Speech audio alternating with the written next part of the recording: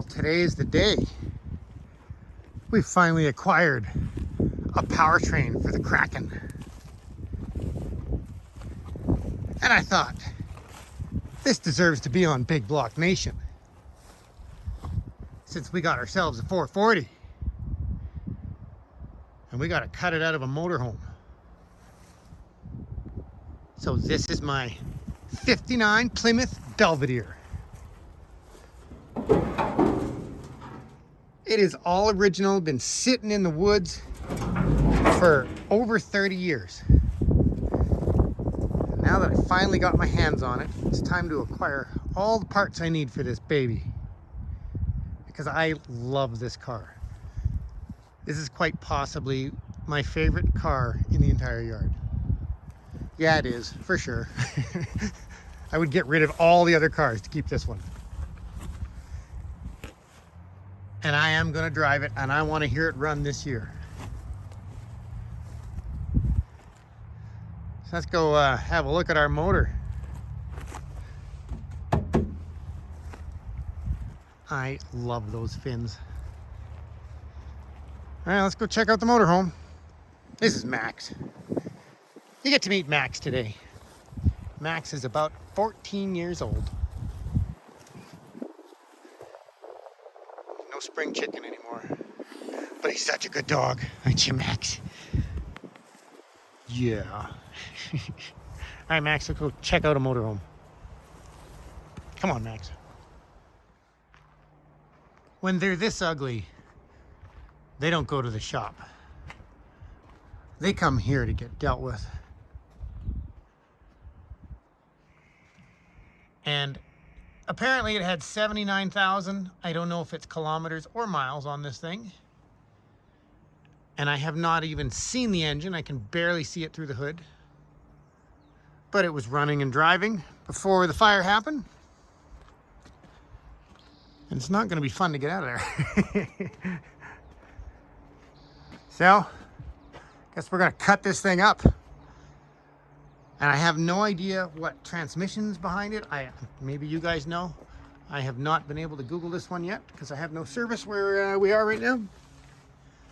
But what do we got for a transmission? I'm assuming that is a 727. That's kind of the only old Dodge transmission I'm familiar with. I have never had my hands on a 440. I've never worked on a Dodge other than a couple of half-ton pickups from the 90s and a couple of Cummins diesels. Never got my hands on a Dodge big block. And it's time. And I'm excited. And I have no plan other than I want to get it out of there and we can then proceed on the Kraken and see what it's going to take to fit it in. So let's get busy. And there it is. We have access to it. I don't even know if that's a 440. I was told it's a 440. I can't see any tags on it, no serial number. I haven't even Googled it because I don't have service here. But we're committed, it's coming out. I'm just hoping it's a 440. As far as I know, they used a 360 and a 440 in these motorhomes. And I was told that under 24 feet had the 360 and over had the 440. We got the front just about ready to go. We get the big gas powered saw. Just cut off the bumper here and there. Might do the same to the top half, just zip it up there. Got motor mounts, cut the exhaust and tranny mount. A few little things to cut. That thing's coming out of there. It's actually nice to take a vehicle apart where we don't have to save all the bolts and the pieces. You just don't care when you're doing this, just cut everything. It's kind of enjoyable.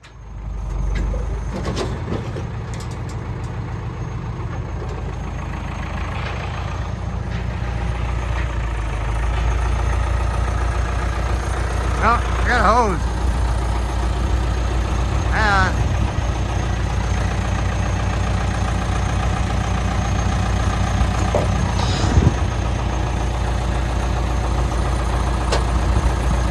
Just the mount catching on the bumper.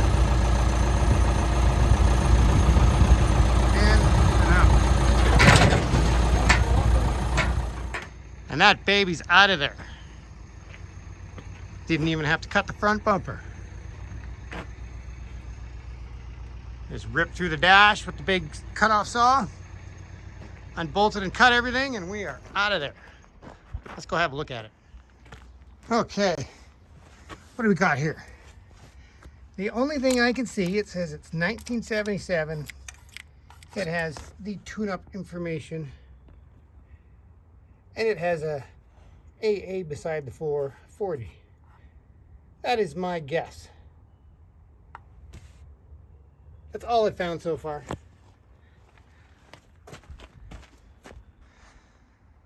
So let's go back into service and do some Googling. Head for the shop now because I'm beat. So we are back at the shop where we have service, and we have Chevy big blocks everywhere, and we have a Ford big block.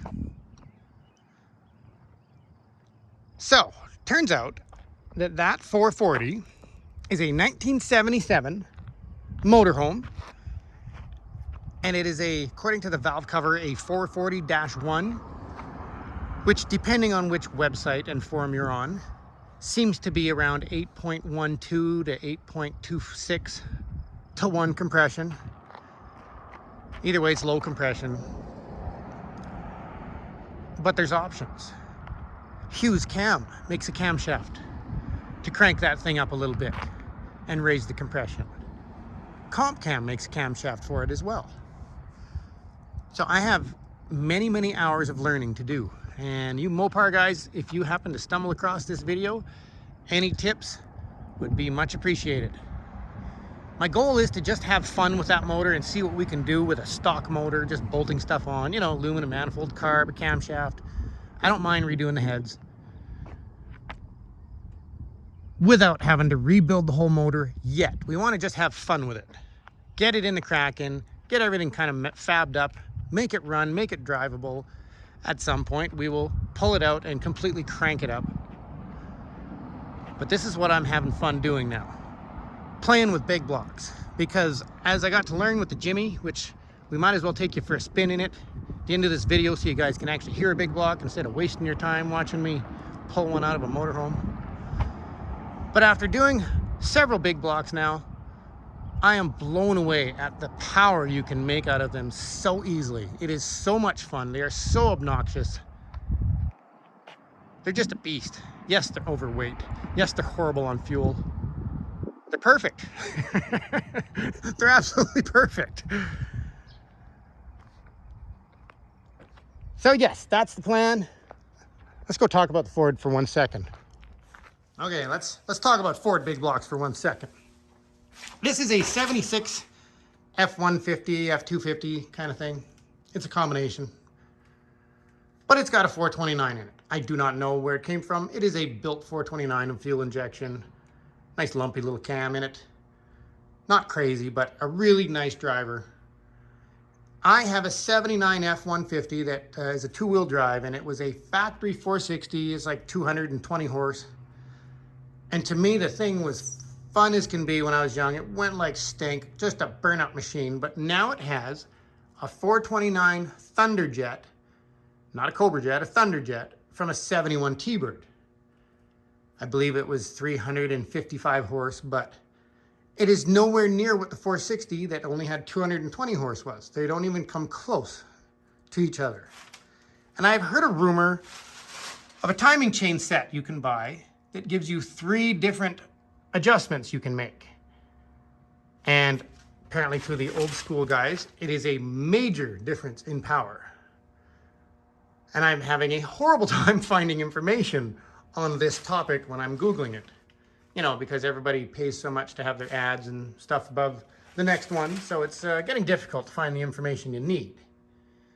But that is a trick that I maybe want to try on the Ford, just to see, because I really just want to have fun experimenting with them, because it's not costly to do that. Buying a part here and there, that's affordable. Once you start pulling the motor apart, well, set of pistons starts at $1,000 now. Getting your heads rebuilt starts at $1,000 now. You haven't even had the block machined or anything. So it's getting very costly to do this kind of stuff. And once you pull the motor apart, Waiting for parts is going to be quite a while, possibly, as we have learned the last 2 to 3 years. So we want to have fun just tinkering with little stuff for a little while. You know, till that thing is out of the way. And yes, that was going to be a big block, but I ended up with a Cummins 6-speed. Just can't say no to it. We have to stick it in. Would you be upset if I told you I have another dually we can build with a big block? I didn't think so. Okay, end of the video is coming up, so we better go for a quick spin. Can't have a video on Big Block Nation without a running big block.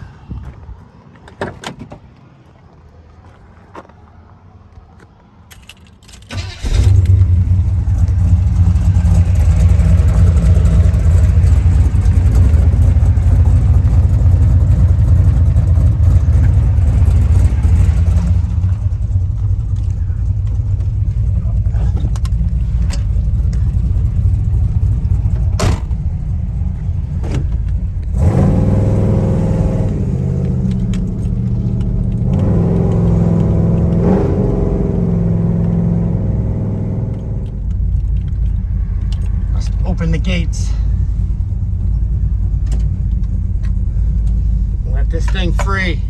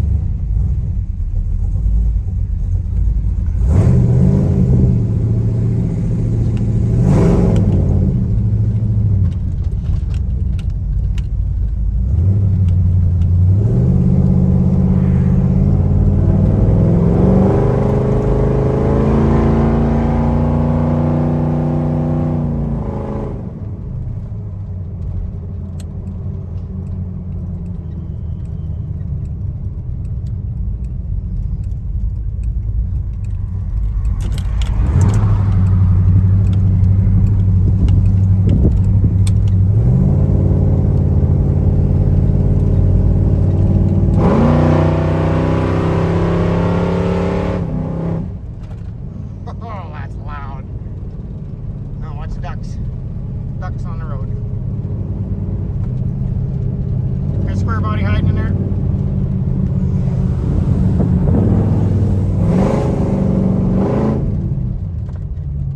It is so much fun to drive this thing.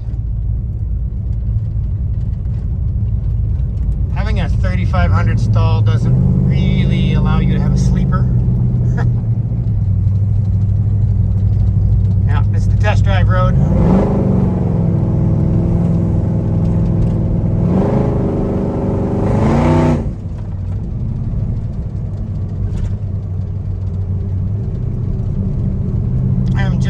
How well this project has come together.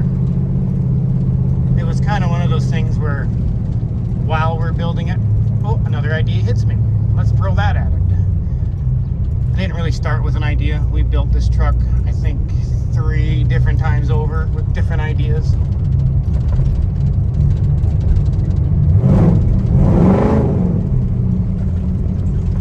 Oh, gotta stop, we got ducks. Come on, guys. Pay attention, would you?